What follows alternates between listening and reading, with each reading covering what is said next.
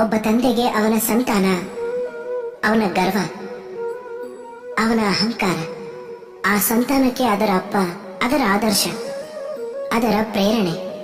ಏನು ಹೇಳದೇ ಇದ್ರು ಅಪ್ಪನ್ಗೆ ತನ್ನ ಸಂತಾನದ ಎಲ್ಲ ಇಚ್ಛೆ ಅರ್ಥ ಆಗತ್ತೆ, ಮತ್ತದನ್ನ ಪೂರ್ತಿ ಮಾಡೋದಕ್ಕೆ ಯತ್ನ ಮಾಡ್ತಾನೆ. ಇನ್ನೊಂದ್ ಕಡೆ ಆ ಸಂತಾನ ತನ್ನ ಅಪ್ಪ ಅಮ್ಮನಿಗೆ ಹೆಮ್ಮೆ ತರೋಕೆ ಯಾವಾಗ್ಲೂ ಪ್ರಯತ್ನ ಮಾಡ್ತಿರತ್ತೆ.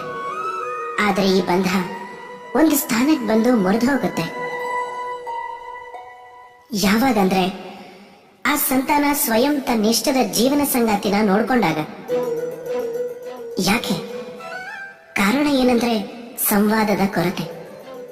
ಯಾವಾಗ ಸಂತಾನದ ವಿವಾಹದ ವಿಷಯ ಬರುತ್ತೋ ಆಗ ಅಪ್ಪ ಅಮ್ಮ ಅಂದ್ಕೋತಾರೆ ಇದ್ರಲ್ಲಿ ಮಕ್ಕಳನ್ನ ಏನ್ ಕೇಳೋದು ಅಂತ, ನಾವೇನವ್ರಿಗೆ ಕೆಟ್ಟದನ್ನ ಬಯಸೋದಿಲ್ವಲ್ಲ ಅಂತ. ಮತ್ ಮಕ್ಕಳು ಅಂದ್ಕೋತಾರೆ ತಮ್ಮ ಸ್ವಂತ ಭವಿಷ್ಯದ ನಿರ್ಧಾರ ತಮ್ಮ ಅಧಿಕಾರ ಅಂತ.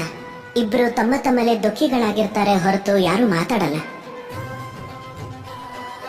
ಆಗ್ಬೇಕಾದ್ದೇನಂದ್ರೆ ಅಪ್ಪ ಅಮ್ಮ ಪೂರ್ತಿ ಸ್ನೇಹದಿಂದಾನೆ ಮಕ್ಕಳಿಷ್ಟ ಏನು ಅಂತ ಅರ್ಥ ಮಾಡ್ಕೋಬೇಕು.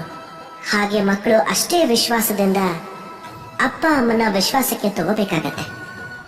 ಒಂದ್ಸಲ ಸಂವಾದ ಮಾಡಿ ನೋಡಿ, ವರ್ತಮಾನ ಭವಿಷ್ಯ ಎರಡೂ ಸರಿ ಹೋಗ್ಬಿಡತ್ತೆ. ಆಗ ಮನಸ್ಸು ಪ್ರಸನ್ನವಾಗಿ ಹೇಳುತ್ತೆ, ರಾಧೆ ರಾಧೆ.